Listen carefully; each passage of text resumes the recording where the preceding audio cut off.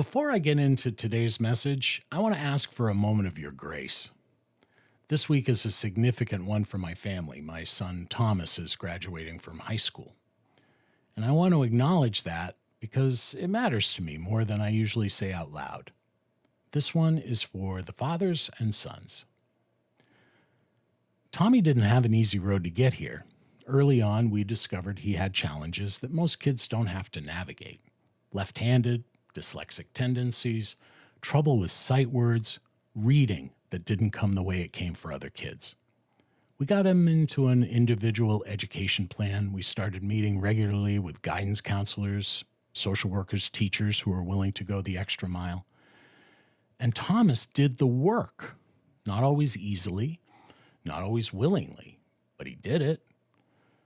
And then when life got real with a diagnosis of juvenile diabetes last year, he leaned in, he adapted, and faced that challenge like a man. And tonight, he graduates with a solid GPA and plans to attend the University of Maine in the fall. He surpassed me in high school and in athletics long before graduation. I want to say that out loud because I don't say it enough. I am profoundly proud of my son. Soccer was where he found his home, but it wasn't the only place he showed up.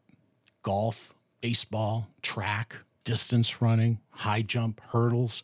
He's a gifted athlete, a real natural.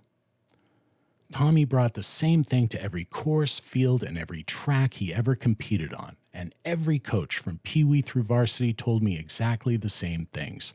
His work ethic, how coachable he was. They loved him. I watched every moment, usually through a camera lens. Lots of victories, plenty of defeats, but the moments that stayed with me weren't the goals or the medals. They were the moments after the tackles, when Tom would reach down and help a player up off the ground, someone he had just fought hard against, going for the ball. That's not something you coach, that's real sportsmanship. And at some point, I realized that was the victory. Not the winning goals in overtime, not the medal ceremonies, not the GPA. Character. And it's what every one of those coaches saw. It's what got him named captain of his varsity soccer team. There's something else I taught him that I want to tell you about. I taught Tommy how to play golf when he was young.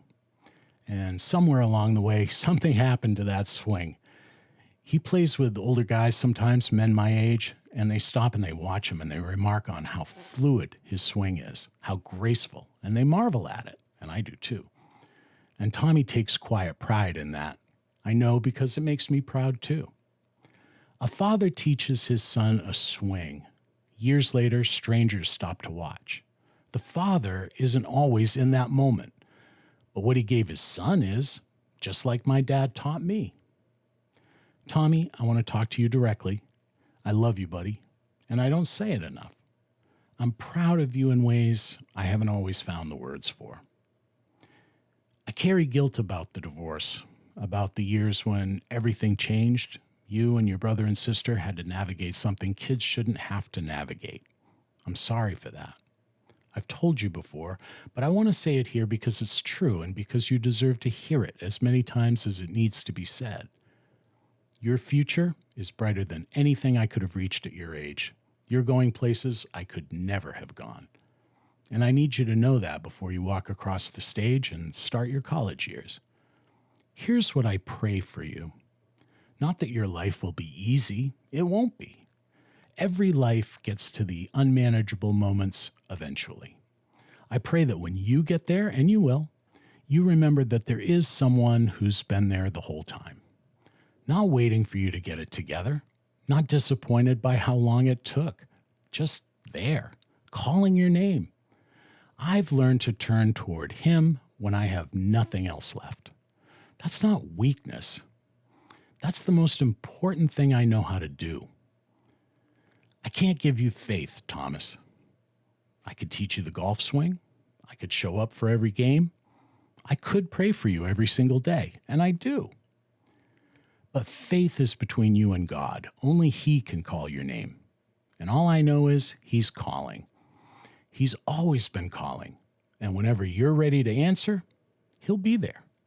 At the end of all of this, that's really the only applause that matters. Matthew 25:21 says, "Well done, good and faithful servant." That's what I want for you. More than anything else I could ever want for my kids. Not the degrees, not the career, not what your life becomes, not even the golf swing. Just well done.